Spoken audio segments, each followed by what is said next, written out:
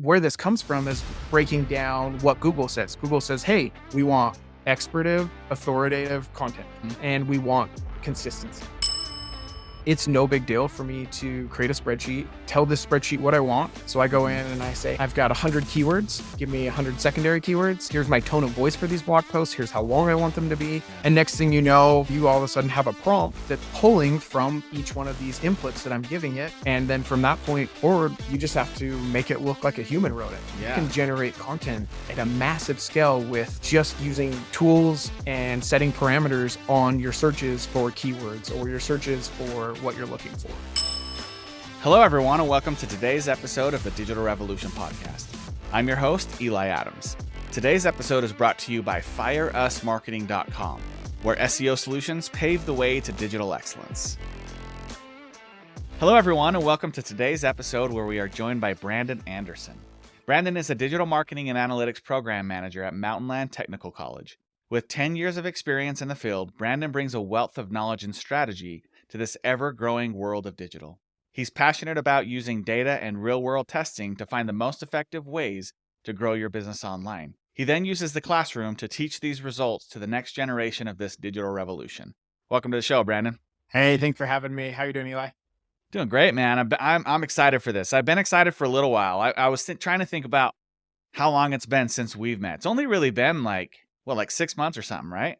Yeah, 6 months or so. I think we've been connected on LinkedIn for maybe a year or so, and we finally met up for lunch. What was that? 6 months, 7 months ago, something like that. Yeah, seems like that. So I think a lot of the listeners know that I started the Digital Experience Academy, and then you found that online. And because you work at the college, and I have education as part of it, we kind of immediately clicked and started talking how we can help others learn, right?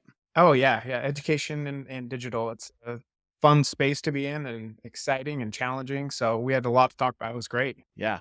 I'm excited to dig into how you got to this place. So let's start with who is Brandon? Where are you from? Tell me about your childhood growing up. Did you see any signs of I'm going to be something digital when you were younger? Or cuz for me that stuff didn't really exist when I was younger. So tell me, where'd you grow up? Tell me about your childhood. Yeah, no, I grew up in Lehigh, and I grew up in old school Lehigh, Utah. And those of you that have been around know what I mean by that.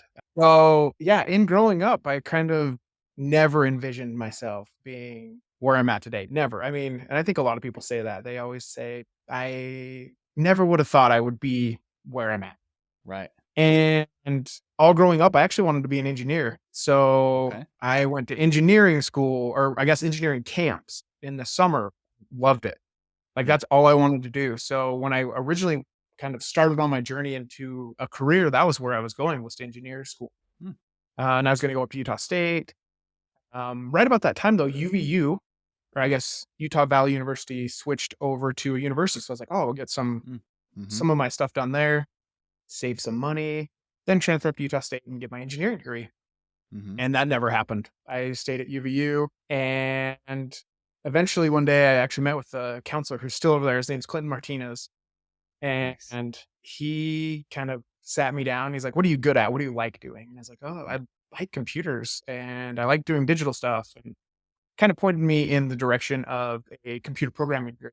I'm not a computer programmer. I'm the worst ever. So what kind of engineer did you want to be? Was it a computer engineer or was it something I else? wanted to be more of like a civil engineer, hands-on, Okay. like even product design stuff, which I've kind of come back to now a little bit, but Yeah. yeah, that's kind of where I was at. So Okay. I tried the computer coding and stuff, and that didn't work out. And so I ended up I was like, what's the quickest way to get out of school? And be done. I was done, right? I've been there for 4 years. And he's like, oh, you can get your business management degree with 4 classes and you're done. And I was like, done. I'm out of here. Get me out of here. Yeah. And so we kind of went that route, finished up, started actually in sales, which I thought was very Utah of me. Yeah. Just like, oh, I'm just going to go into sales. And I hated it. I'm the worst salesman ever. And any of the people that were my managers that were salespeople, I'm sorry, I was the worst. I'm just way too nice on the phone and not pushy. And Yeah. it's just, that's not who I am. So Yeah. But I found out I was really, really good at email marketing. Mm. And in doing that, kind of refocused what I wanted to do. And from there, I had a colleague that was able to point me to his brother-in-law's company. They needed somebody to start doing their marketing. They were a tiny startup, Mm. 6 employees. Okay. So I did marketing for a little over a year for them, and that was email. We kind of were right at the boom of when you had social media influencers. Mm-hmm. Um, I would reach out to these accounts with $100,000, $200,000. I'd pay them $20. Hey, will you post about this app we have launching? 20 Mm. bucks. You said $100,000 to $200,000, but you meant followers. Followers, sorry, yes, Yeah. followers. Yeah. Okay. Yeah, 100 to 200,000 followers. Hand them 20 bucks, and they would post every day for us. And it was awesome. Nice. Yes, and so I really fell in love with marketing there. From there, I went to the financial industry and worked for Security National Mortgage for 5 years and did a Hmm. lot of really, really fun stuff. Was over some of their sponsorships that they had, and, as things kind of transitioned, I guess that would have been like 4 years ago now, I switched gears, like, we just kind of parted ways, it wasn't working out anymore. Mm-hmm. And I applied for this job at Mountainland Technical College, which is where I'm at now. And I Mm-hmm. applied to be the director of digital marketing at Mountainland Technical College, which is kind of interesting. And I've thought many times, and maybe I just thought that was wrong. I've gone back, I've looked at the job posting that I actually applied for on Indeed, and I was like, nope, that's what it said. Yeah. Which I thought was really funny. But I get to the interview and they're like, hold on a second, this is to teach digital marketing. I was like, I'm out, not interested at all. Not even a little bit. I actually ended up making a great connection with the person that I was interviewing just through Mm-hmm. the process, and we did the interview anyway, and didn't think anything of it. About 2 weeks later, I get a call, "Hey, we want you to come and do this program for us." And I was like, I don't know about that. Like, I Mm-hmm. do digital marketing, I don't teach it. That's Yeah. different, right?" I'm not one of those people that you hear like, "Oh, those who can't do teach." And I was Mm. always very much on that, like the stigma of like, if you can't do it, you teach it. And Right. so for me, I was like, there's no way I'm doing this. A couple days later, I got a phone call from one of my, I call him a mentor. He's a really good friend. And Mm-hmm. he was asking me how I was doing, what I was doing. And I was just doing some side hustle, working for a few different companies at the time, picking Mm-hmm. up where I could. And I was telling him about the job offer, and he's like, "You need to take that job." And I was like, "No, can't do it." Mm-hmm. And we talked about it a little bit longer. We ended up going to lunch the next day, and he's like, "You need to take that job." And so, based on his recommendation, I ended up taking this job. And it's the best and hardest thing I've ever done in my entire life. Wow. And I would never trade what I'm doing now, teaching, building out curriculum, for full time going back into industry. Even though I still do it on the Yeah. side to stay really, really sharp, what Yeah. I'm doing now, I think, is where I'm supposed to be. Wow, that's a cool story, man. So from Lehigh, like I remember driving up. So I'm from a small town just like 2 hours south of here, and I remember driving up through Lehigh, and it was like Nephi, then nothing, then Provo, then nothing, then Lehigh, then this big Salt Lake Valley. Everything up, beyond the point of the mountain was Salt Lake, and I remember Lehigh was like just a small little cowboy town, just like where I grew up. So I loved Lehigh, and there's not a lot of in those small towns. There's not a lot of like digital stuff, right? Like I remember my Oh, dad was kind of like the digital guy in Scipio, and like if anybody's computer broke, like he and I would go and he would like defrag it and do a couple of things just to like speed it up and fix it, or put some Norton on it and clean up a virus or whatever. So like that was the extent of digital for me too. yeah. Um, so then you wanted to be an engineer, and I'm wondering if, like, even though it wasn't like a development engineer, a software engineer, do you feel like that the desire to be an engineer, gave you some additional skills that helped in the strategy of being maybe an educator in the digital space? If anything, I'm really good at math.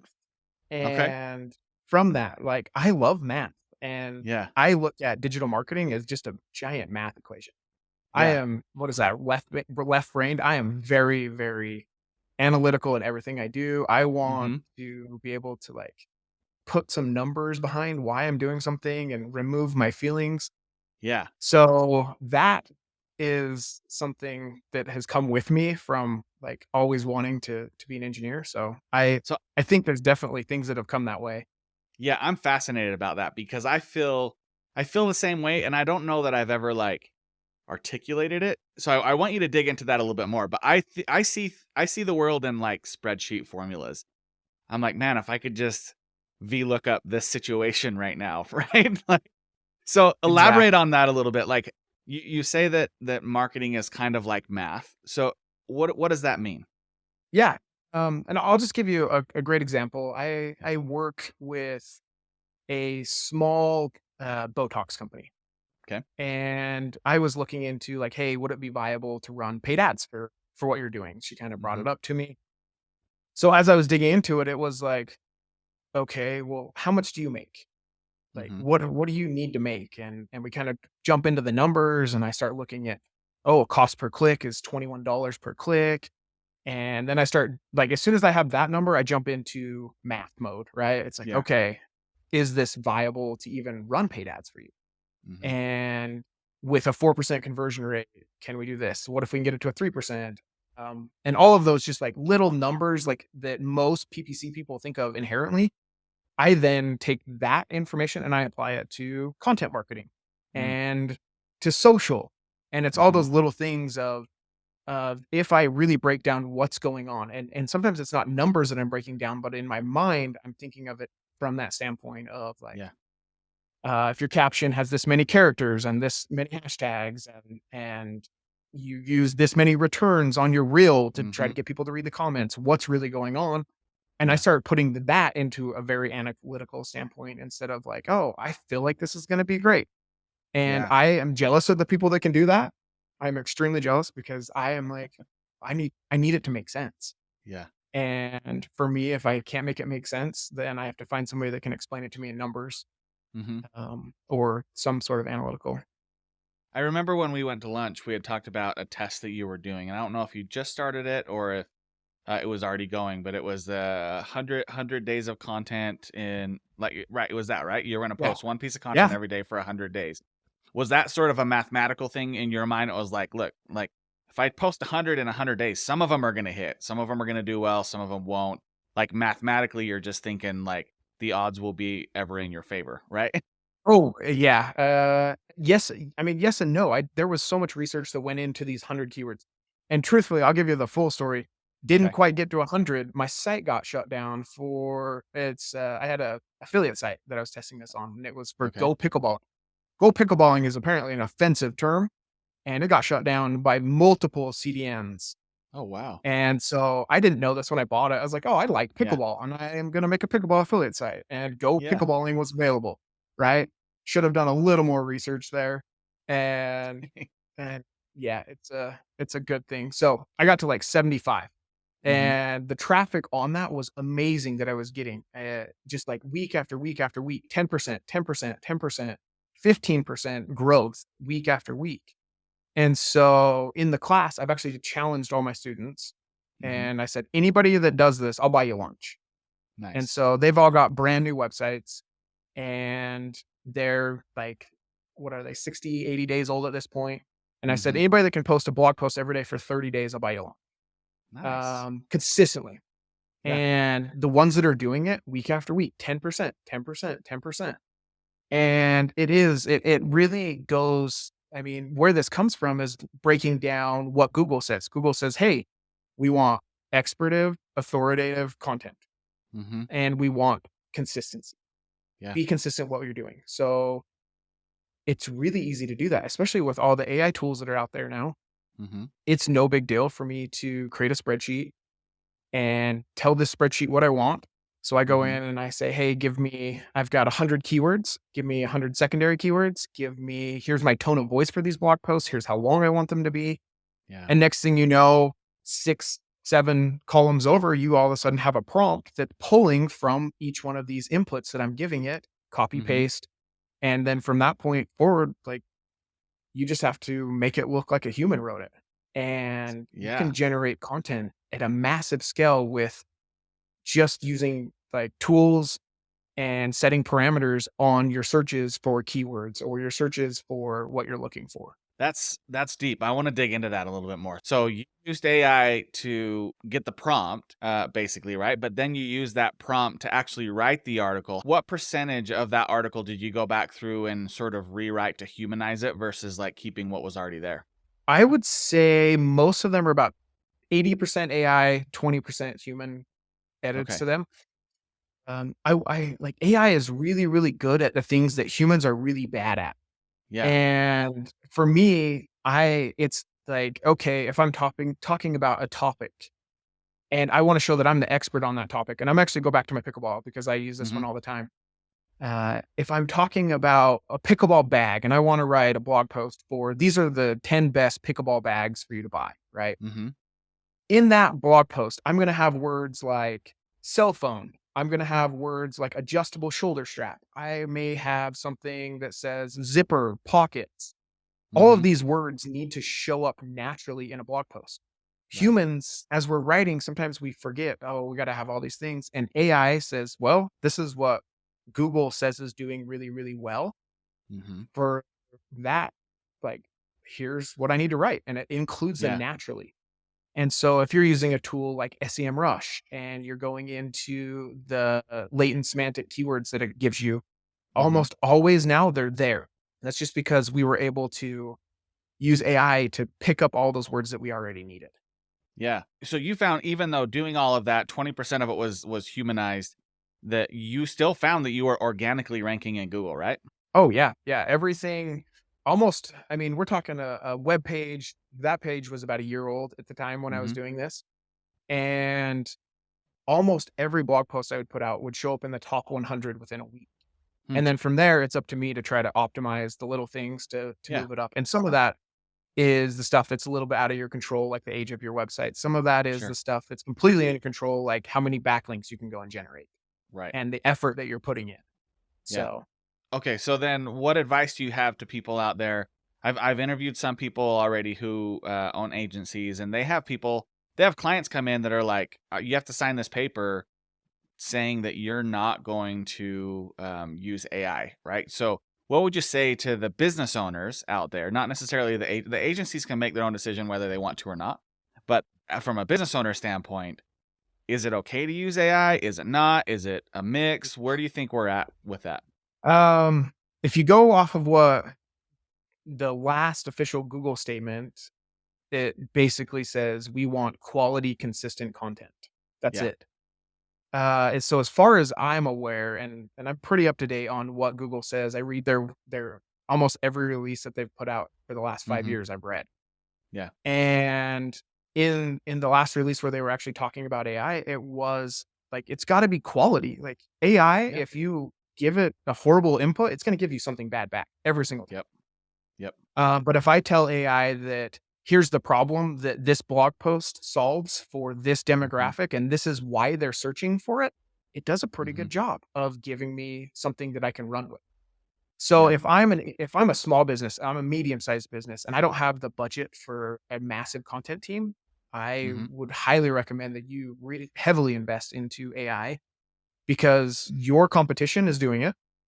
Yep. If you go and look at the top blog posts on, I mean, you go to any sort of like commercial intent search, you Mm-hmm. will see that these blog posts are massive. They're 2,000 to 5,000 words. Yeah. They're not 400 words that a human can write in a day that Yep. actually make sense. They're big. And for a small business, you can sit down and crank out 100 blog posts in a day and Yeah. just kind of schedule them out and make it make sense. And from that point, you edit them and make them sound like a human actually wrote them. Yeah, and that's the trick, right? I do have a Yeah. consulting client that I worked with that they hired it out, and it was you could tell just by looking at it, you could tell like it had emojis in it. Every paragraph was the exact same Length. Yeah. length. You had your headers the same distance apart. Like you could tell that it was very generic. And from that, and I put it in a plagiarism checker, and I showed her, and I was like, look, so you need to humanize it, and I kind of explained very very similar to what you're saying is.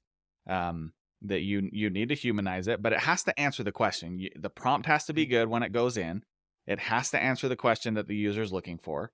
And and I would also recommend, depending on what AI you're using, some of them are incorporated with like a plagiarism checker, but I'd Yep. recommend putting it through a plagiarism checker, and it highlights the sentences that are pulled exactly, and just rewrite those, and you should be good, right? So if a client asks not to do it, we don't do it, but I haven't had any, once I kind of explain the process, I haven't had any come and say, yeah, I don't want that. In fact, most of them are pretty excited about it. So that's super good.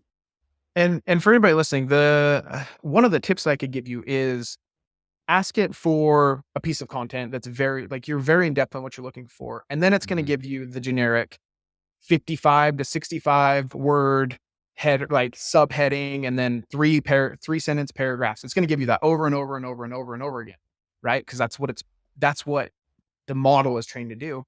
Mhm. So in doing that, you have to go and say, hey, on this section of this blog post, give me more details. Give me more detail of what I need to include here about a topic. And what it's going to Yeah. actually give you in that second question you ask is going to be way more valuable than what it gave you the first time. And Mhm. so just asking a follow-up question, hey, tell me more about this section. Give me more detail about this. Give me a bolded list here for these things. It will answer it. And then all of a sudden you start copy paste, run it through a plagiarism checker, 99, 100% human written every single time. Yeah. Through the plagiarism, through the AIs, it's Yep. amazing. I heard a stat. I could be wrong. I think it was Gary V up on stage recently, and he said that Google predicts that 90% of content on the internet in 5 years will come from AI. So if Google is saying that, like I think it's okay to use, right? But again, you have to humanize it. You have to make sure it answers the questions. Like don't just go and say, write me 100 pieces of content, copy and paste, and call it good. Like you need to make sure it's valuable. Otherwise, Google's not going to care. Yeah. And to your point, if we do get to that point where it's 90% AI written, Google will then prioritize original research. When you start Mm-hmm. doing original research, that's what Google will prioritize, Mm-hmm. because that's new, unique content that's new to the internet. If everybody's using AI in Yeah. 5 years, I do see that. I do see everything looking the same, sounding the same. It's like a Yep. whole bunch of robots out there, right? But for this moment in time, if you want to be relevant, this is what you've got to do to keep up. And then keep in the back of your mind that along the way, do that original research. Yeah. If you're wanting to do 50 blog posts a year or something like that, and that's the size that you can commit to, go in and prioritize and say, hey, 10 of these 50 are going to be in-depth original research for a product for our industry, Yeah. and become that expert that Google's looking to show. Great advice. I mean, we jumped into the tactical before I even got to like know about what you're doing, but that's super good advice for any of the listeners. I want to dig into a little bit more once we get to that tactical session. Yeah. Portion of the podcast. I have some more questions, but let's talk about, what are you doing now? What wakes you up in the morning? What gets you excited? What does your life look like right now? Oh, I'll give you a little bit of the personal life. So I told you I've gotten back into that product design. Mm-hmm. I've come kind of full circle to this point where I've got into 3D printing, Nice. and this actually all started. Well, so avid golfer. It's one, like, if you want to get me out of the office or out of the house, just take me golfing. Go golf. Nice. I'll be there.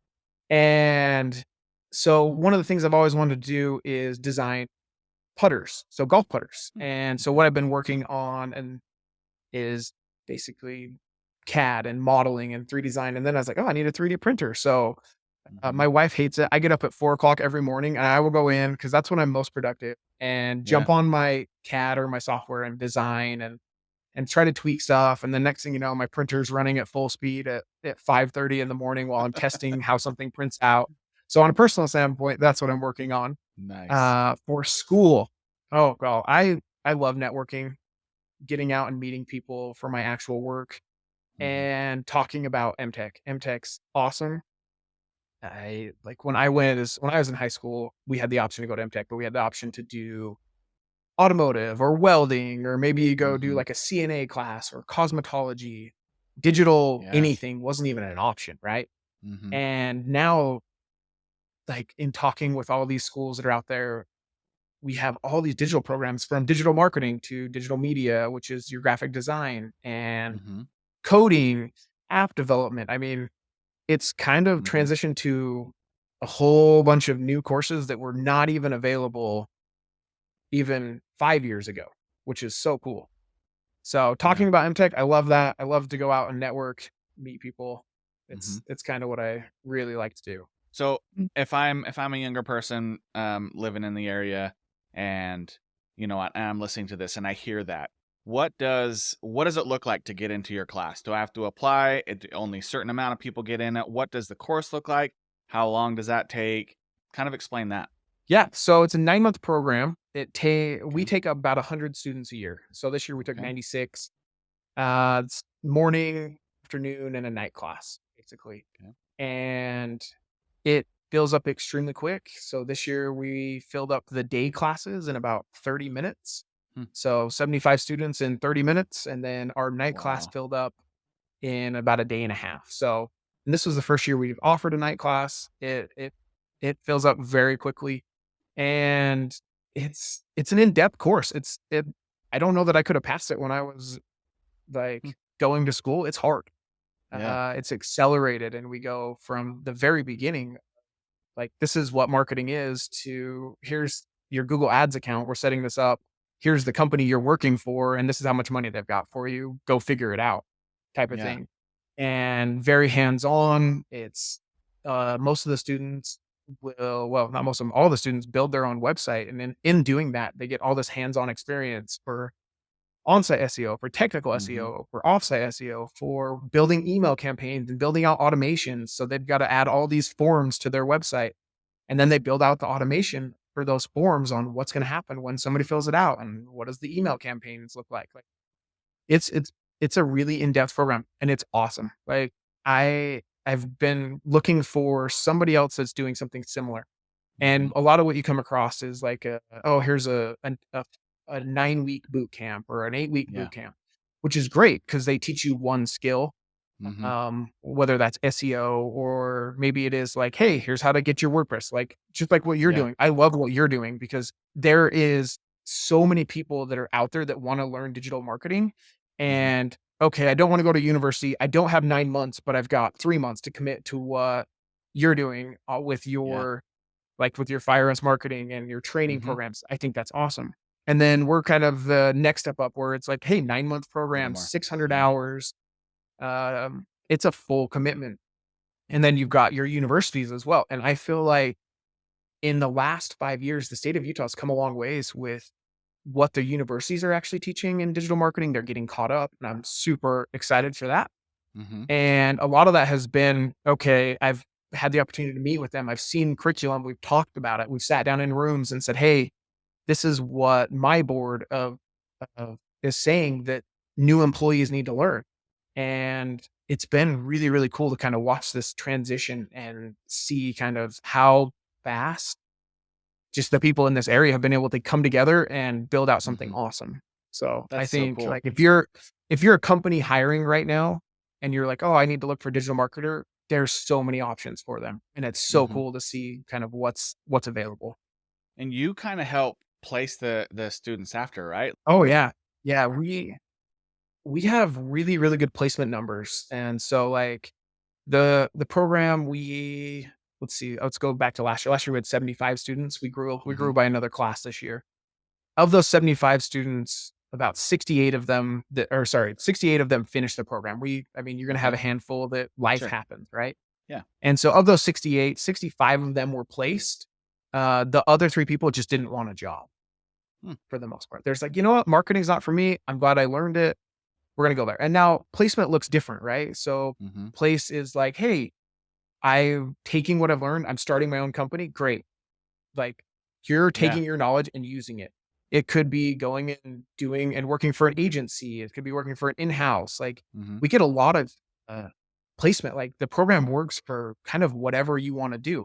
It's really tailored, and it was built this way to kind of be like, "Hey, you're ready to step into an agency job." And then Yeah. after the first year of teaching it, I realized, like, I get a lot of people that wanna start their own business, so we added a few more aspects to it that would help Mhm. them.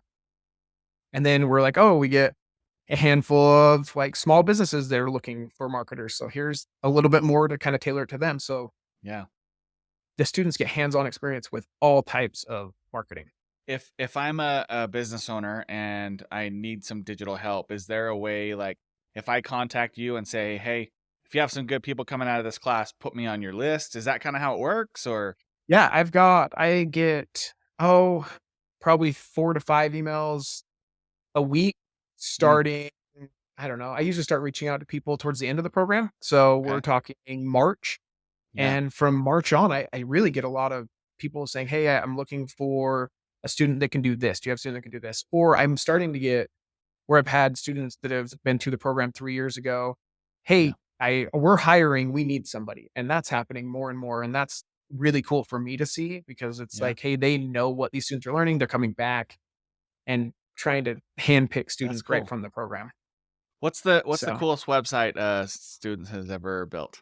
whoa, you know what? Right now, I have a student that's really cool. That's on the top of my head, and his website is Crazy Epic Socks, and it's a really really good start to a website. Like I said, it's about a month old, but Yeah. the sheer number of socks that he has created and is selling are like for me. I was like, man, you're putting the time and effort into this, and Yeah. it's so cool to see. And I mean, for me, every day he comes in, is like, hey, I have this question, or I have this question. But he has those questions because he's hands-on doing it.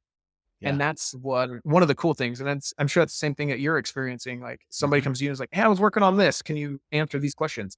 Mm-hmm. Those are the best questions for like me to answer for anybody that's working with a student because you can see like the light bulb click or Yep. everything just kind of starts to work for them.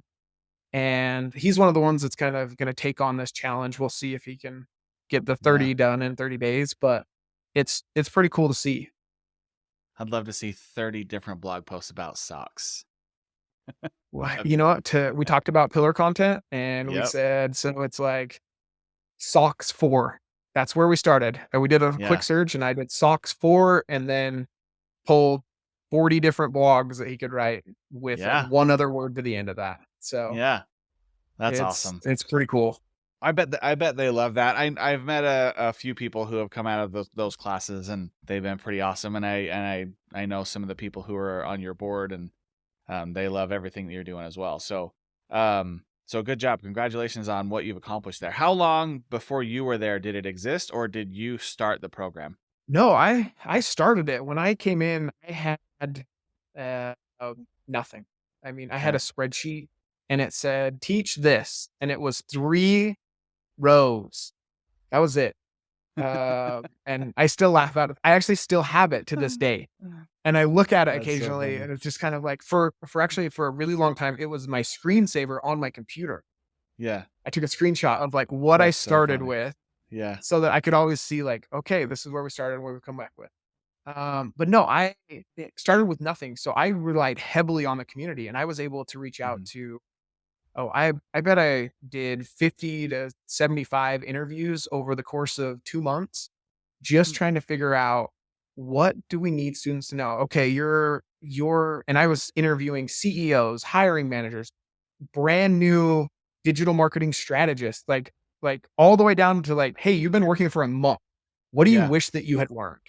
Yeah. And from that, I was able to like kind of tailor an experience to like, these are what they have to know. These are what I'd like them to know. If we have time, we'll teach them this type of thing. And it's been fun. Last summer, I submitted the state of Utah's digital marketing and analytics curriculum. Mhm. So any college level course that is taught will now follow the curriculum from MTech, which is really cool. Wow. That's awesome.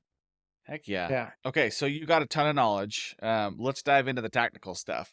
So Yeah. I'm a business owner. Like, so a lot of the listeners of this podcast are business owners, and they're kind of in the area where they maybe don't have money to hire an in-house.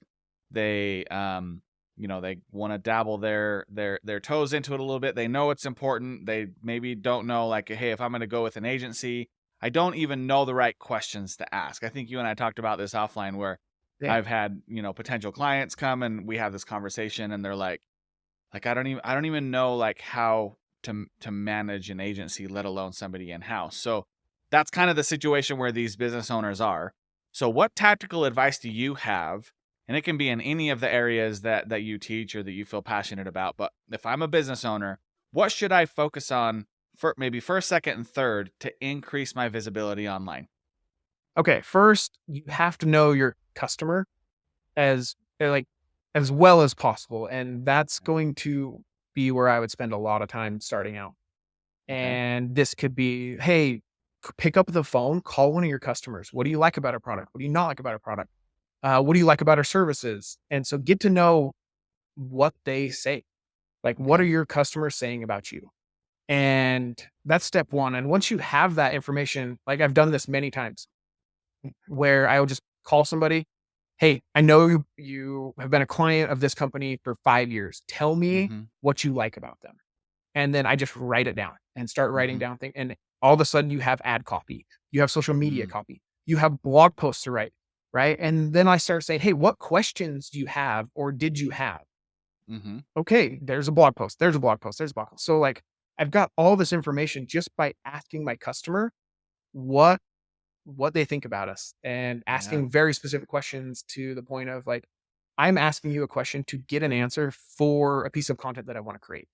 Mm-hmm. And so I start there.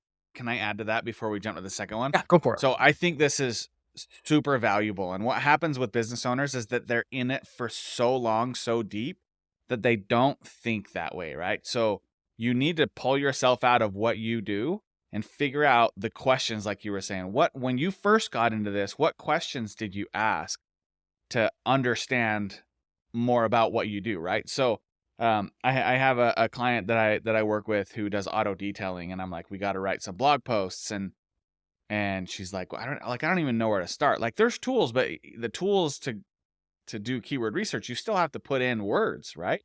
Oh So yeah. I just started talking to her, and I was like, so think about, does auto detailing affect my tint? How does auto detailing work with leather seats versus fabric seats? Like, these things that you're in all day, you don't think about. So as the client, you need to like pull yourself out and think through those questions. What questions did you have when you first came here? What you're saying is super valuable. I just wanted to add a little more context with some, a client that I've recently spoken to about getting those questions that as a business owner, sometimes you don't think of.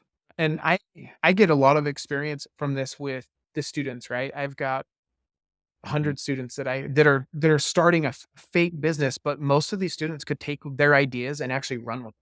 That's so Right. fun for me. And so I'm like, who's your target audience? And they're like, I don't know. I don't know. And Mhm. and I tell every one of them, until you figure out who you're targeting, nothing else really matters. And Right. so until you figure out like what are they searching for? Why are they searching for that? Like if I can find the why behind the question that they're typing into Google, that makes my job a lot easier to like create that content for them. Okay. So So so yeah. number two. Number two, oh, I'm actually I hate social media, but number two is social media. Okay. Find a way, find a niche to grow on social media. And it's I have found more ways in the last 3 weeks with students as we're starting to kind of transition from SEO and they're starting to think about their social media channels for their website. Mhm. And there is a channel out there for everybody. Mm. And I'm not saying you need to go out and have an Instagram and a TikTok and a Pinterest and a Facebook. You don't have to have all that. Figure out where Mhm. your audience. So because we know our audience now, we know, hey, what social media app do you use? Ask them right there. What do you use? Mhm. They're going to tell you what they use. And you'd be surprised at how many of them it's like, oh, they only use one social channel. Start with Yeah. that one. Once you get that going and you're comfortable with that, then you go to the next one. And maybe you end up with like three. Three's a great Yeah. number. Start there. And from that point, it really is like you get more information about your customers. You get to ask them questions on social media now. And Mhm. you get to figure out, oh, my customers they actually come from this area more than another area just because of the followers that you're generating on social media.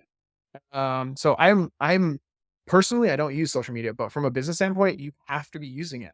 That's what I was going to ask. So I do have some clients also that say, well, I don't want to do it because I don't use it. Mhm. So what you're saying is it doesn't matter. You should use it anyway. It doesn't matter if you use it. Most of the world uses it. most of the world uses it. And I'm going to actually, like, when I say I don't use it, I have it, right? Yeah. Just like most people have an Instagram account. Mm-hmm. And I find myself as more of like, I just like use it for entertainment here and there. And I don't know Yeah. when this happened. And maybe you can think about this as well. The other day, I caught myself on Instagram typing in the name of the product in the search. Mm-hmm. And I thought to myself, when did I start doing this? Yeah. Like, when did I start going to Instagram Yep. to find out if I want to buy a product or not instead of typing it in Google? I don't know when, but it happened. Yeah. And for a lot of like, if you're targeting younger consumers, and like I'm 33, I'm Mm-hmm. kind of in that middle range of like not a young consumer, but I'm still pretty young. Yeah. And everybody younger than me, they're all searching on social media for products, movie reviews, like Mm-hmm. anything that you can think. If you're a restaurant, they're on social media and they're saying like, "Hey, this social media influencer went to this restaurant and they don't like their food. So I'm Mm-hmm. not going to go eat there." Right? And Yeah. if you're as a business not actively on social media engaging with these people that are talking about your business, you're missing like a huge opportunity. Yeah, and you'll find as you search on each of them that they have different algorithms that pull Oh yeah. like different search functions, right? So I search on YouTube more than I search on Google Yep. for like personal stuff. And I did actually have that realization the other day with TikTok. I went to TikTok to do a search for something, and I don't remember what it was, but I couldn't find it on Google. I couldn't find it on YouTube, and I was like, let's go search on TikTok, and I found it on TikTok because I remember seeing it at some point in the past on some video, and I was like, it's got to be there, and I actually found it. So like, Yeah. so people are changing the way that they find things. It's not all Google anymore. I think the majority still is, but it's not all Google anymore. And I think so if we were to like recap what you've said so far, is one is know your audience, and two is meet them where they are, Yeah. which is social media, right? So okay, so 1 and 2, what did you have any more to say about the social media piece? No, that's kind of it. Like I said, I've started telling people that I work with or consult with, treat social media like a search engine and Okay. think I need to create a piece of content to answer this question that I wrote a blog post about. And when Yeah. you start doing it like that, social media becomes just like, and I'm saying this social media is YouTube and like all of your social media, right? Yeah. If Hmm. you treat it like a search engine, you're gonna be rewarded in the end for sure. So you talked about how for number one. You call them, email them, whatever, ask them. How does somebody do social media? Oh, how? That's a great question. So if I am just getting started on social media and I'm a business that's really inexperienced there, your competitors are there. Go see what they're Hmm. doing. And so you can run basically a competitor audit on every social media that's out there. Like how many followers do they have? What content are they creating that gets followers? If they're on Instagram, they're on like what platforms are they on? And there's a playbook out there. Like we don't Yeah. need to rewrite anything. Somebody has already written this playbook for you. All you have to do is follow Hmm. it. And it comes down to creating the same as for Google, consistent quality content, and you Yeah. will grow on any channel that your consumers are on. Consistent quality content and content built around the playbook that already works for someone else. Yeah.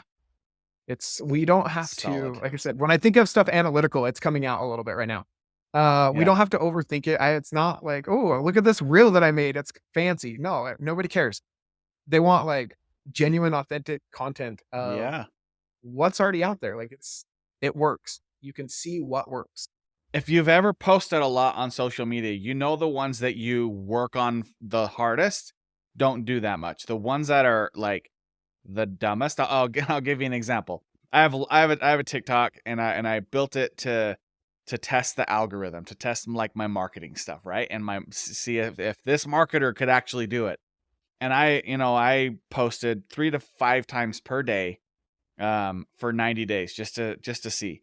And the ones that are about marketing that I took so much time, and I put the URLs and the words in front, and I did the right music and lots of cuts, they get like 300 to 400 views. So on the flip side, I go to SeaWorld, or not SeaWorld. I went to the San Diego Zoo with my kids, and I'm videoing them having fun watching the walruses, and one comes out that's super big, and all the kids in the whole place go, "Whoa!"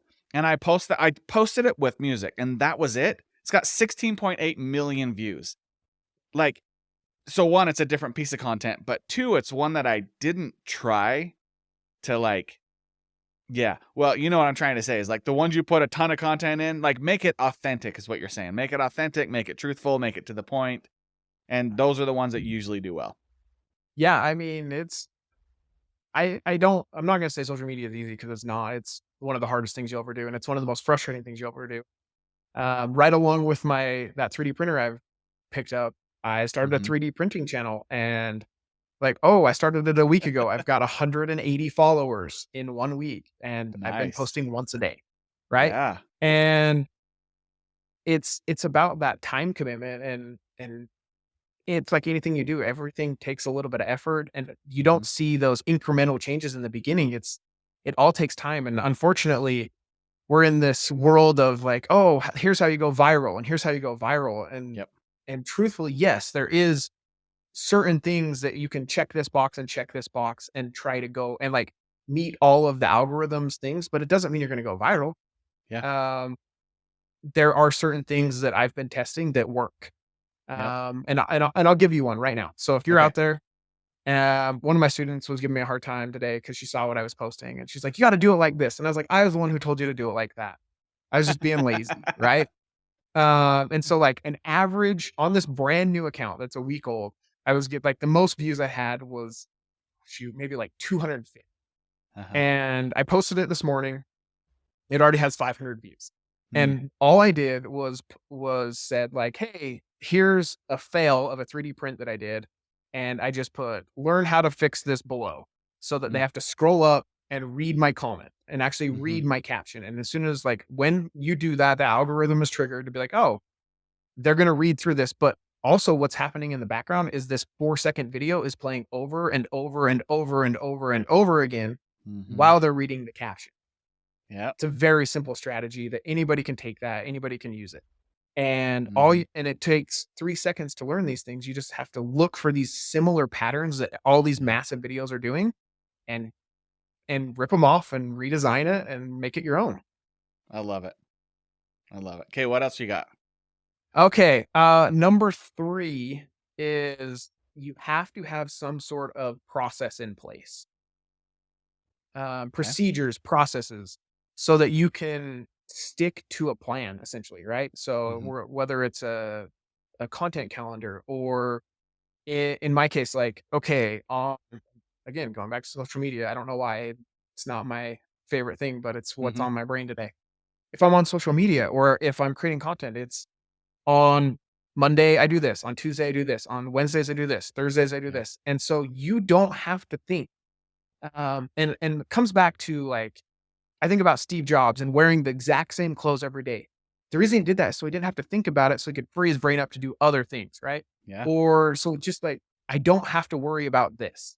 If Mhm. you know because what you're going to be posting ahead of time, it doesn't like it frees you up to actually do the creative stuff inside of doing the actual post or writing the blog post. So Mhm. if I am committing to writing a blog post every single day, before I ever commit to that, I'm gonna come up with the keywords and Mhm.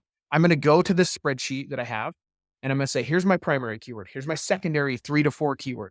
Here's my tone of voice. Here's how long this blog post is gonna be. Here's the target audience. Here's the problem we solve for the target audience. Mhm. Here's the featured snippet for this search if I go to Google. And then I'm gonna write a prompt inside of my spreadsheet that says, using all of this information and then pull all of my cell information, Mhm. go write me a blog post. And Mhm. then you have that pre-done Mhm. and 100 days in a row is really easy at that point Yeah. because the hard part, the research, the part that's not fun is Mhm. done. And so you're just into like I already did the research, I'm creating and going. Yeah. So having some sort of process involved. And this is where, and I'm sure you see this all the time, 75 to 100% of the clients I work with, they Mhm. come to you and I'm like, "Oh, what are you currently doing?" And they give you a half-baked strategy that they've just kind of have. Maybe they have it on a piece of paper. Like that would be Mhm. awesome if they had it on a piece of paper. But they come to you and they say, "This is what I'm doing," and I was like, "Okay, let's write down what you're doing, and then let's stick to it Mhm. for a month and see what happens, and Mhm. then let's make some changes." But most of the time, it's just, well, we do this and we kind of do this, and unfortunately, in like I said, in this world that demands like consistency and it demands you to Yeah. be like quality, but it doesn't have to be great, just quality, right? Answer Yeah. the question, sound good, be presentable, like it's not that hard. And it really makes a big difference for like anybody I've consulted with when I just say, here's the process, follow it for a month. Let's see what happens. Mhm. And that accountability of them holding to it works every time. Yeah. I also think there's something to be said about doing a lot of the process. I believe it's Seth Godin that talks about like front loading a lot of the work, right? So you go through that spreadsheet and you build out 100 days of content in that day, in one day, and then you go through each day if you're doing the blog posts. So with social media, what I do, what helps me out is I'll sit down like Monday morning and I'll take like 3 hours and I'll plan the whole thing. And if I need to record videos, I'll record the whole thing. If I need to go and find videos, I'll go do, or pictures, I'll go do the same thing. And I'll like schedule it out in my mind on paper, on a tool, whatever it is I'm doing, so that especially if the algorithms you say favor consistency, they also favor specific times for you and your audience. So if you post them at the same time every day, you're more likely to have that content reach the right audience, right? And so instead of like trying to remember at 8 o'clock every morning, I gotta grab this content, bring it over here, think about it, and I have to write it. What am I going to write about? You save time and efficiency when you get your brain in that like that working state and you write all of the content within those 3 hours for the rest of the week, right? So at least that helps with me. I know Seth Godin's talked about that a little bit as well. Yeah. Any other thoughts on that? No, I do a really cool exercise with the students where I have them create. I think this year we created 500 social media captions. Mm-hmm. Done, ready to go. Hashtags, everything for their business. So all they have to do is grab it. And like, if they're just like, I am not creative right now, scroll through the list, find one you like, pull it out. Right. Yeah. Right. And we organized them a little bit so that Mm-hmm. they were into categories. Like let's say they were talking about 9 different categories. They Mm-hmm. were separated into their categories so they could easily grab something. Yeah. But like I did this the other day. I said, hey, every Friday I'm going to do a fail video for my channel and give me 100 captions for Instagram that talk about a 3D print failing. Hmm. Boom, Yeah. done. I've got 100 done. And it Yeah. took 30 seconds. And so even just having simple things like that pre-built Yep. makes your life, especially if you're a small or medium-sized business that just doesn't have the bandwidth, Yeah. saves you a lot of time. So I don't want to cut you off if you have more. Do you have a fourth one? That was 3. No, that would be the top 3 I would focus on. So, Yeah, recap them real fast for me. yeah, so figure out who your audience is, understand them, know your audience as good as like I always tell my students, if you know your audience as well as Google knows your audience, you'll do really Mm-hmm. well in life. And so get to know them and then target them where they're at, whatever social platform they're using, because they're using something, and then have a process built out to make your life easier and simpler so you don't have to think in the moment. You've already done all that before you Mm, ever get to the posting or the scheduling. golden. I love it. Super good advice. I'm hoping that millions of business owners listen to that and say, okay, I got to change this. And I will add one thing to that. Like if you are like a business owner and you've worked with them, I've worked with them where Mhm. it's like a sole entrepreneur. I don't even know how you say Yeah, that today. solopreneur. Yeah. Yeah. Yeah. Something like that. Where it's like, okay, I only have 4 to 5 hours a week to commit to social media. I've been Mhm. there. I understand that. What we were talking about, that'll guide you in the right direction. And even though you're going to feel like you're failing over and over and over and over again as you're getting started, you just have to keep going. And Yeah. sometimes it's like that pushing through the failure sucks. And once you Mhm. all of a sudden break through, you're like, oh, that wasn't so bad. That was only like a month of sucking at what I was doing. And now I Yeah. understand it. I'm better at it and I can do it. And that's a huge thing too, what you said. I'm better at it. Like if you post 100 days in a row, on the 100th day, you're going to be better than on the first day. If nobody looks at your content, your 101st piece of content is going to be the best piece of content to date for you, right? Because you've learned all of the tricks, you've learned how to speak into the camera, you've learned not to say the ums and the ahs and stuff like that. So do it to be better as well. Yeah, practice. That's all Yeah. I can add to that. So where do you see the future of digital and education going? Digital and education. So education is kind of interesting. We get reports from like the state of Utah every year that kind of outline what's going on. Overall, I was thinking that enrollment was down a little bit Mm-hmm. for your traditional schools, right? Your traditional universities, enrollment's down a little bit. Not massive percentages. I think that where we're at economically, it's actually going to jump back up pretty Mm-hmm. quickly, just because people like tend to go back to school in downtimes. That's just how life Yeah. has been forever and ever and ever. And so I see a lot of people coming back to school. I've even seen a little bit myself where I have a handful of students this year that were laid off in the summer and decided, you know what, I'm going to go to school, and they came to learn a digital marketing class. Mm. And so the future of education for me and for like what I'm doing is going like it's going to continue to grow in like short courses that train you how to do one thing really, really well. Mm-hmm. And the big drawback, I guess not the big drawback for a university is it's very expensive to go to school right now. Yeah. Just to get a standard degree, you're looking at $25,000 plus for a bachelor's Yeah. degree, kind of anywhere you go. Yeah. And based on that, when I have students come in and like, hey, I can learn digital marketing in 9 months for less than $3,000 if I take this class. Hmm. And then they realize, oh, the ROI of this course is my first, like once I get paid one time working full time, I made my money back. Yep. One time. Yep. It's like one paycheck. And for me, it's something like that is incredible, right? Right. And Mm-hmm. I see like across the board, like MTechs, we've got a ton of funding coming in from the state. We're building a massive campus in Payson. Oh We've wow. got our Lehigh campus. We've got other like expansions up in Heber Valley we're going to be doing. And so MTech's growing. Yeah. Somewhere around like we'll double in size. So wherever we're at, 5,500, 6,000 students, I don't know our exact number, somewhere in there Mm-hmm. right now. We're going to dang near double in the next 3 years. Yeah. And for me, that's really cool to see because these students that we're getting aren't your traditional 4-year go to school students. They're people that are driven. They want to get it done. They want to get working. And Yeah. so I really like that, which means like for me as somebody I'm hiring, if I'm hiring somebody, it's like, oh, this person knew exactly what they wanted to do. They went Mm-hmm. and learned it and they're doing it. So that education is kind of I see a shift like into these more like hands-on vocational schooling. And the world is becoming more digital, and it's more important now than ever before. And I think that's and I know that the tone of the higher education with like colleges and especially like master's degree, the tone I feel like is like go for the experience, or go if you have a specialty that you really want to focus on.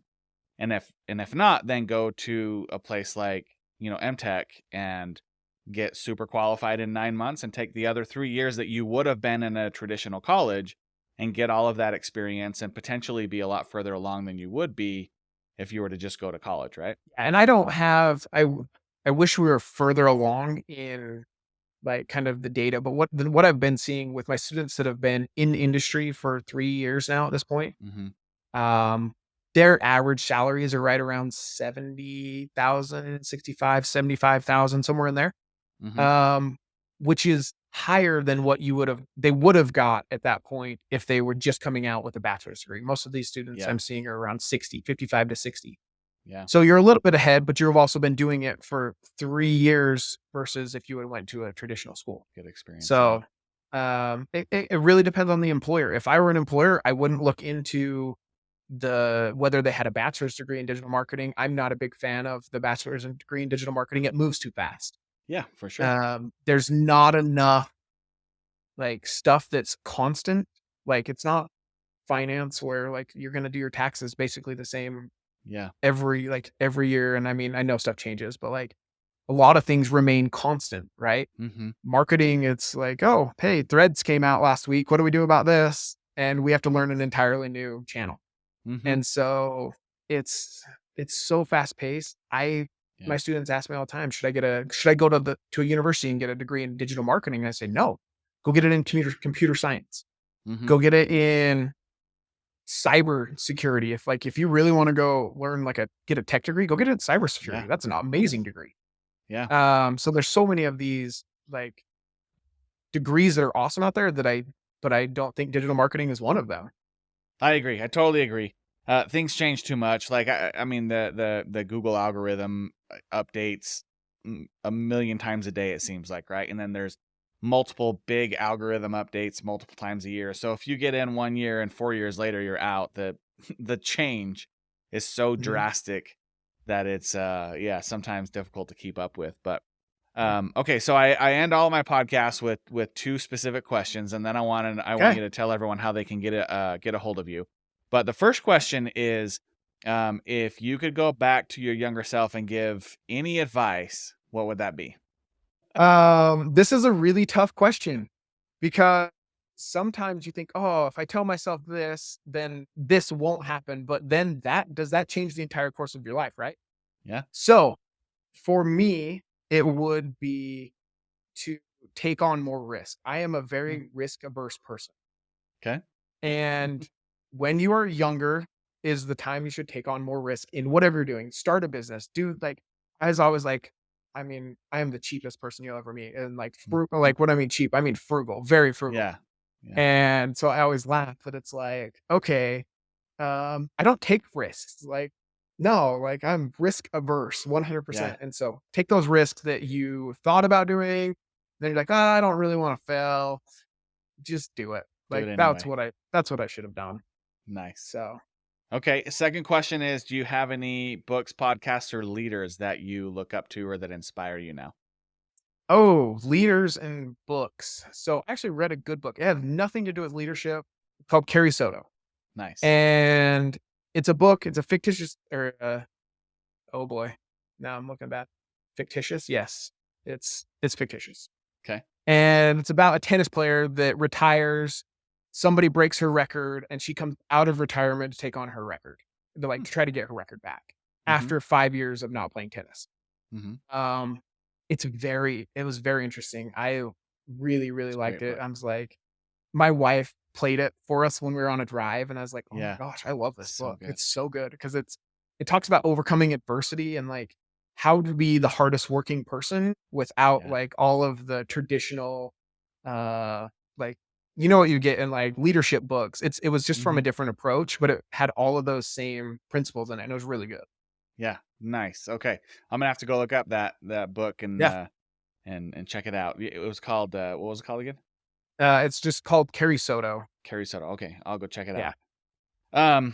Okay. Well, Brandon, I really appreciate you taking the time to come and jump on. I've really enjoyed the conversation and learning more about you. How can people get in touch with you if they want to? Yeah. Best way to get in touch with me is actually through LinkedIn. I'm active there every single day and way less active on anything else. I don't answer my phone. So if you want to get in touch with me there, it's just Brandon Anderson. You can look me up. You'll see this mug somewhere in there if you look it up. And just so you know, there's a lot of us. So we'll have to put the link in the description down there. We'll put it in there. You can find us. A lot of Brandon Andersons. It's common. Oh my gosh, yes, so unique. All right. Yeah. Okay, well, thanks again. I appreciate you taking the time to come, and to everyone listening out there, appreciate you guys listening all the way through, and we'll see you next week. Yes, thank you. Thank you, Eli. Yeah, thanks, man. Appreciate your time. Thanks so much for listening to the episode today. Listen, I know how valuable an hour of your time can be, and for you to take that busy time out of your day and spend it with us, it really means a lot. If you enjoyed today's episode, please consider liking and subscribing on whatever platform you're on. And don't forget to leave a comment. Tell us what you thought about the interview. Ask us questions. Let us know what other digital topics you'd like to hear about in the future. We're here to add value to your life and elevate your digital presence online. If you'd like some help doing that, reach out to me at fireusmarketing.com. See you on the next one.